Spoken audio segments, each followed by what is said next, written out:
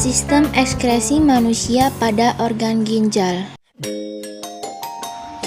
Ginjal adalah organ vital dalam tubuh yang berfungsi sebagai organ ekskresi.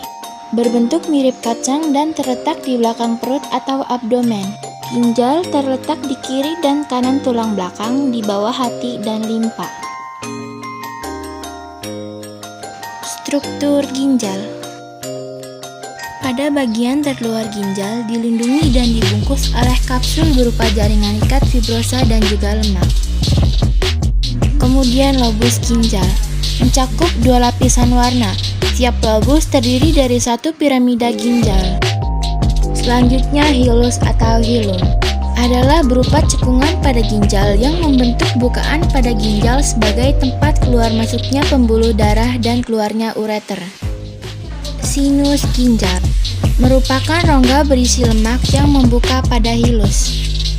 Parenkim ginjal merupakan jaringan yang menyelubungi sinus. Jaringan ini terbagi menjadi dua, yaitu korteks atau bagian luar dan medula atau bagian dalam. Fungsi ginjal: 1. Pengeluaran zat sisa. 2. Pengeluaran zat racun.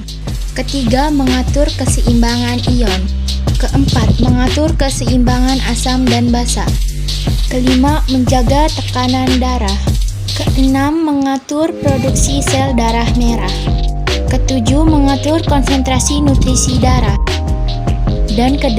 Aktivasi vitamin D. Pembentukan urin.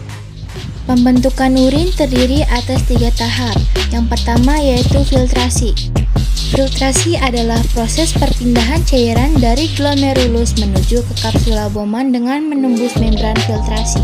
Membran filtrasi terdiri dari 3 bagian utama, yaitu sel endotelium glomerulus, membran basiler, dan epitel kapsula Bowman. Yang kedua yaitu reabsorpsi. Reabsorpsi adalah perpindahan cairan dari tubulus renalis menuju ke pembuluh darah yang mengelilinginya, yaitu kapiler peitubuler. Sel tubulus renalis secara selektif mereabsorpsi zat-zat yang terdapat pada urin primer di mana terjadi reabsorpsi tergantung dengan kebutuhan.